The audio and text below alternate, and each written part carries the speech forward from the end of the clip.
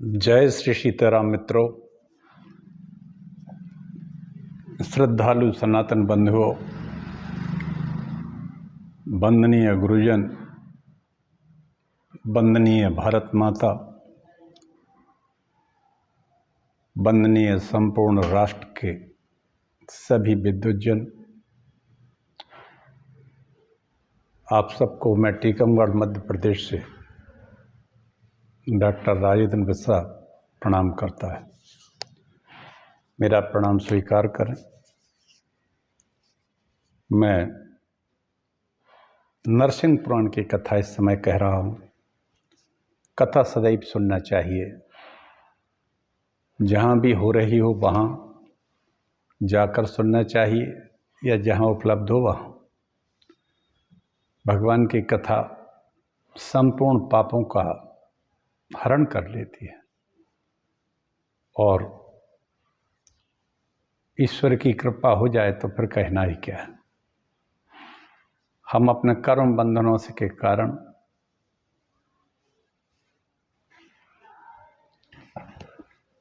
कष्ट उठाते रहते हैं।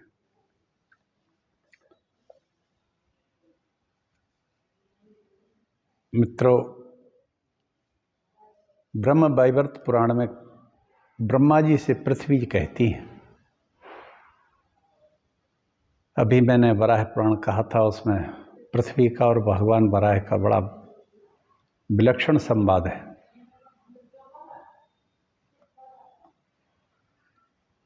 पृथ्वी ब्रह्मा जी से कहती हैं, जो कृष्ण भक्ति से हीन है और जो कृष्ण भक्त की निंदा करता है, उन महापातकी मनुष्यों का भार वहन करने में मैं सर्वथा असमर्थ हूँ।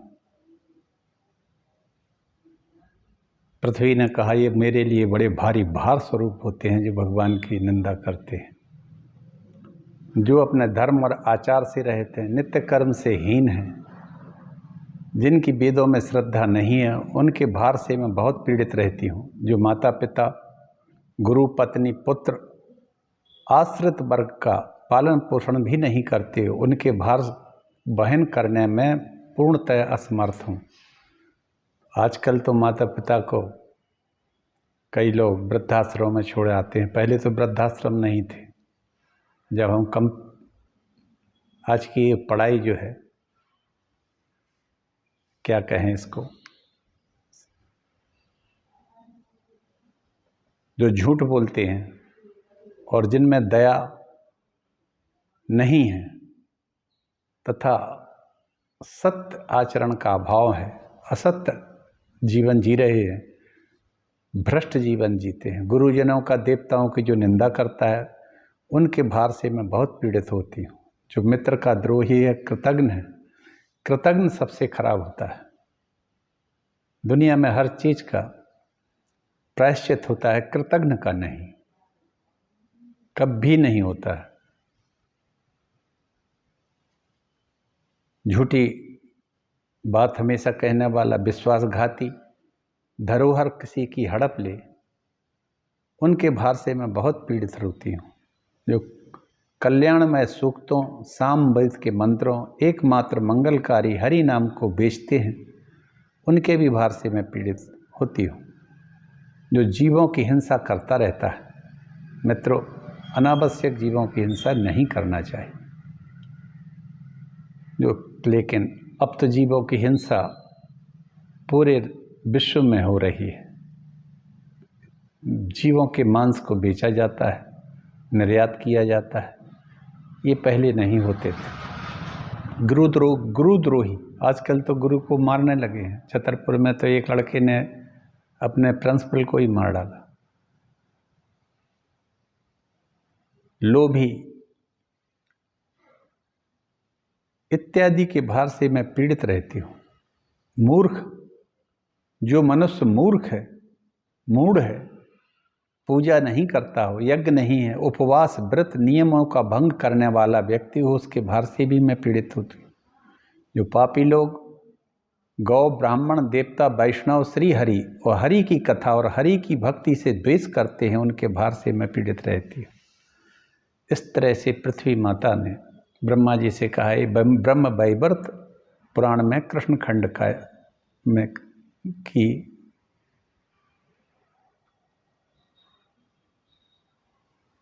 वार्ता को मैंने आपसे कहा। कहने का आशय है, सदाचारी रहिए, बहादुर रहिए, वीर रहिए, गाय को नहीं सताइए, ब्राह्मणों को गालियाँ मत दीजिए, देवताओं का भी अपमान कभी नहीं करना चाहिए। वैष्णव, श्री हरि और हरि की कथा और हरि की भक्ति से कभी और हरि के भक्तों से कभी द्वेष नहीं करना चाहिए। क्यों नहीं करना चाहिए? आइए आगे कथा सुनते हैं। हरि की कथा से कितना बड़ा कल्याण हुआ है दो राक्षसों का। छोटा सा मंगलाचरण करते हैं। इस मंगलाचरण के बाद हम कथा आगे बढ़ाएंगे। नमोस्तु रामाय सा लक्ष्मणाय देवी च तस्यै जनकात्मजायै नमोस्तु रुद्रेन्द्रियमानिलेभ्यो नमोस्तु चंद्राग्नि मरुद्गणेभ्यः अखंड मंडलाकारं व्याप्तमेन चराचरं तत्पदं दर्शितमेन तस्मै श्री गुरुवे नमः। वक्रतुंड महाकाय सूर्यकोटि समप्रभा निर्विघ्नं कुरु मे देव सर्वकार्येषु सर्वदा। नारायणं नमस्कृत्य नरं चैव नरोत्तमं देवीं सरस्वतीं व्यासं ततो जयमुदीरयेत्। नमो देव्यै महादेव्यै शिवाय सततं नमः। नमः प्रकृतै भद्रायै नीता स्मृतां। तुलसीदास के पद कमल बारंबार मनाए, गुण गावम श्री राम के हनुमत होई सहाय। भक्त भक्ति भगवंत गुरु चतुर नाम बपुए, तिनके पद बंदन करो ना सतविघ्न अनेक। अयोध्या मथुरा माया काशी कांची अवंतिका, पुरी द्वारावती गया सप्तैता मोक्षदायका। जोग ज्ञान वैराग्य निध प्रणत कल्प तरुणाम, प्रभु समृत सर्वज्ञ शिव सकल कला गुण धाम। योग ज्ञान ज्ञान वैराग्य निध प्रणत कल्प तरुणाम। सियावर रामचंद्र की जय। मित्रों, मैं कल तक भगवान विष्णु की महिमा की चर्चा कर रहा था। भगवान नरसिंह के भक्त हो गए हैं। सहस्त्रानीक राजा जी पांडु वंश के थे। भृगु जी से उनकी वार्ता होती है। भृगु जी ने कहा, कलयुग में नरसिंह के प्रति अत्यंत भक्ति भाव रखकर व्यक्ति आराधना नहीं करता है। यदि करेगा तो उसको बहुत बड़ा फल मिलेगा। अब आगे राजा कहता है, सहस्त्रानीक बोले, ये पांडु वंश में हुए हैं सहस्त्रानीक, चंद्रवंश के। उन्होंने पूछा कि भगवान, हम और आपसे पूछना चाहते हैं कि भगवान विष्णु की सेवा से, उनके मंदिर को, मूर्ति को सेवा करने से, वहाँ की देखरेख करने से हमें क्या क्या फल मिलता है। सूत जी कहते हैं, राजा की इस प्रकार कई बातें पूछी, तब भृगु ऋषि की प्रेरणा से मार्कंडेय जी वहाँ आ जाते हैं और भृगु ऋषि वहाँ से चले जाते हैं और मार्कंडेय जी को सौंप जाते हैं कि आप इनकी बात को समाधान करिए। मार्कंडेय कहते हैं, राजपुत्र शृणुस्वेदम, राजपुत्र शृणुस्वेदम, हरि पूजा विधिं क्रमात् विष्णु भक्तस्य वक्ष्यामि तवाहं पांडु वंशज। मार्कंडेय जी कहते हैं, पांडु कुल नंदन राजकुमार, भगवान विष्णु की पूजा विधि के क्रम सहित सुनो। विष्णु के तुम भक्त हो, मैं तुम्हें यह सब बताऊंगा। जो भगवान नरसिंह के मंदिर में झाड़ू लगाता है वह सभी पापों से मुक्त हो जाता है और विष्णु लोक में आनंदित होता है।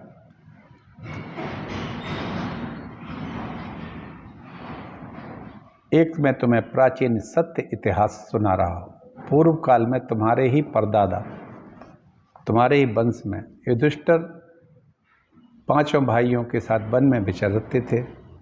घूमते घूमते वे पांडव नर्मदा जी के तट पर पहुंचते हैं। वहां वो सोच रहे थे कि यहाँ कोई तीर्थ पर कोई महात्मा मिल जाए तो उनसे कुछ सत्संग हो जाए। तो मुनिवर के दर्शन की बात सोच ही रहे थे कि इस बीच में दो दानव वहां आए रूप बदल के।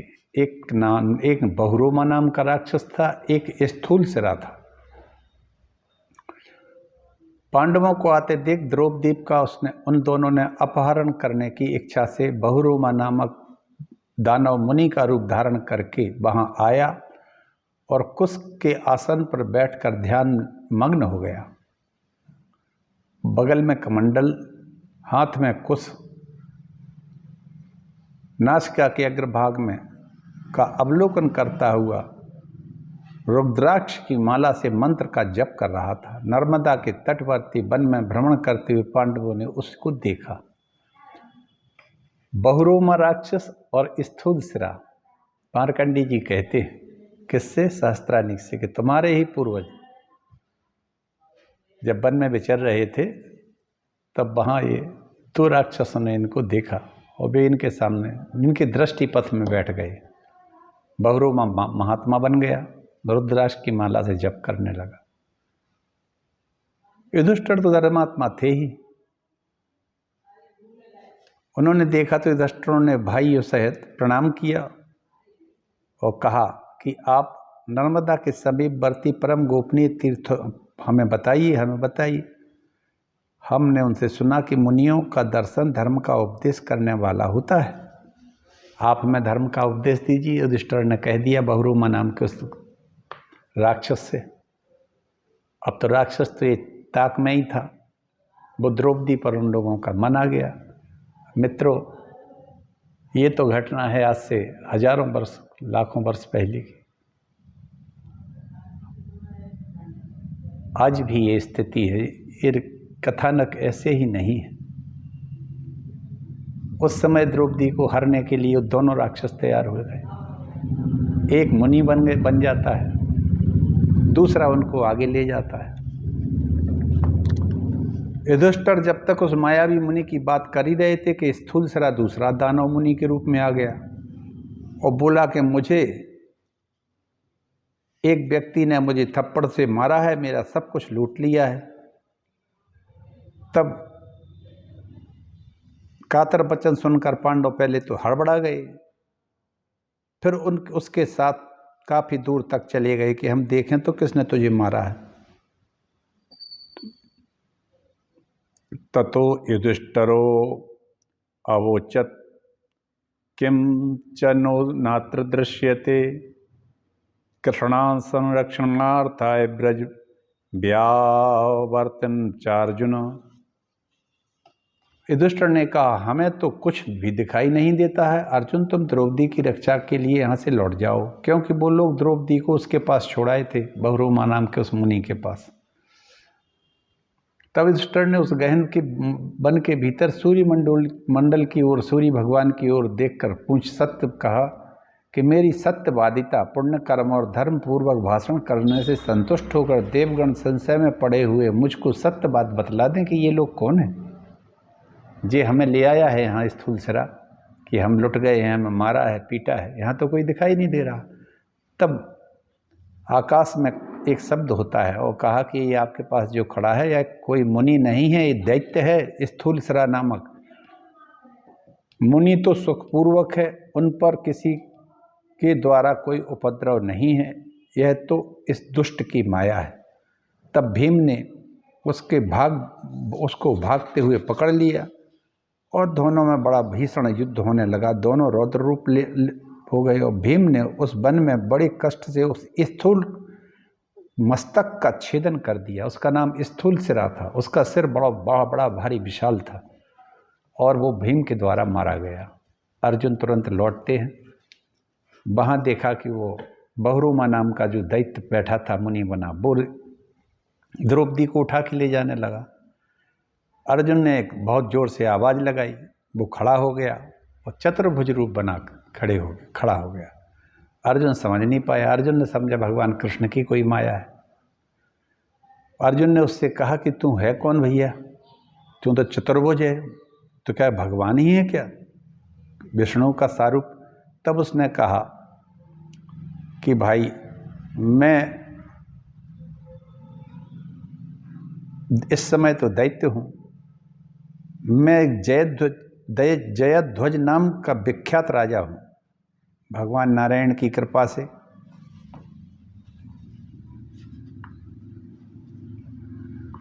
एक बीतिहोत्र नामक एक साधु ब्राह्मण मेरे यहाँ पुरोहित थे, वो हमसे सदैव ही सत्कर्म कराते थे। मार्कंडेय जी बोले, एक दिन वेदांगों से पूर्ण पुरोहित बीतिहोत्र जी बैठे हुए विष्णु भक्त राजा से प्रश्न किया, परम धर्मज्ञ भूपाल, भारी भक्ति परायण नरश्रेष्ठ, आप विष्णु भक्त पुरुषों में सर्वश्रेष्ठ हैं, क्योंकि आप प्रतिदिन मंदिर को साफ करते।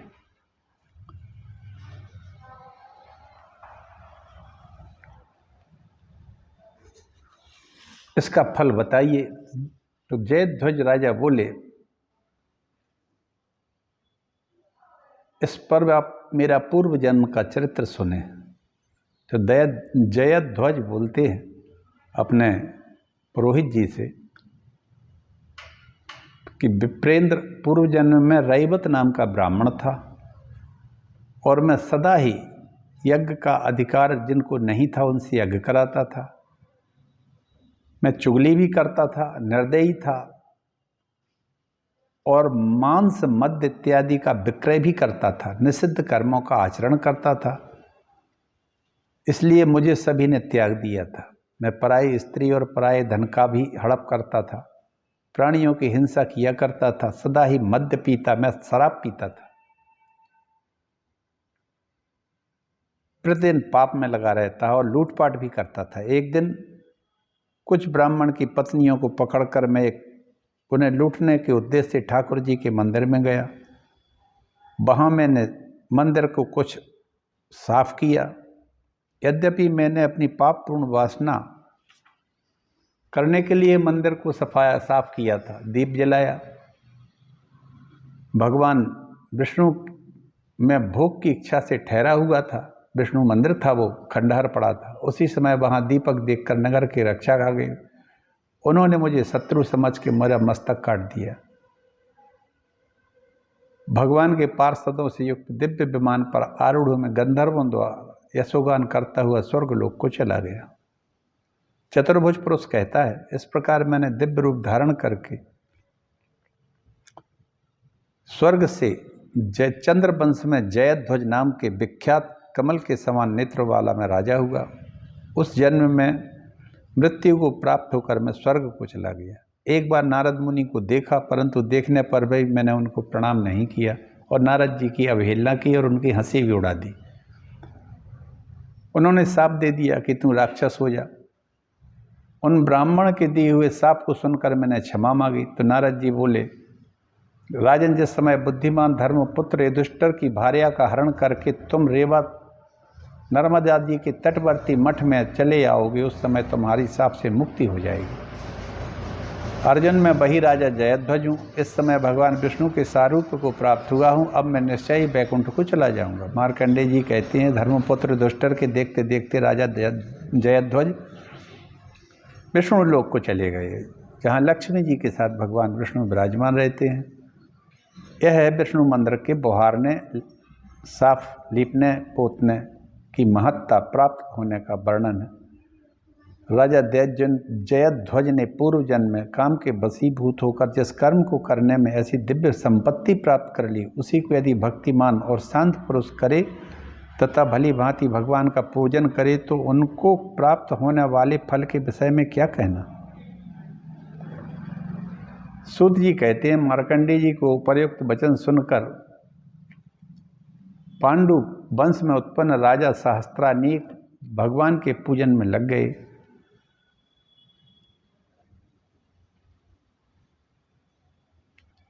और कहा उन्होंने कि मैं यह बारंबार कहता हूं कि यदि आप लोग दुस्तर भवसागर से पार जाना चाहते हो तो भगवान जगन्नाथ की पूजा सदैव करें। इस दुस्तर संसार से यदि मुक्त होना है, पार पाना है, तो जगन्नाथ की पूजा सदैव करना चाहिए। जो भगवान जगन्नाथ की श्री हरि की पूजा करते हैं वे वंदनीय, पूजनीय और विशेष रूप से नमस्कार करने योग्य हैं। इसी के साथ में आज मैं अपनी वाणी को यहीं विराम देता हूँ। ये है भगवान जगन्नाथ के पूजन का महत्व।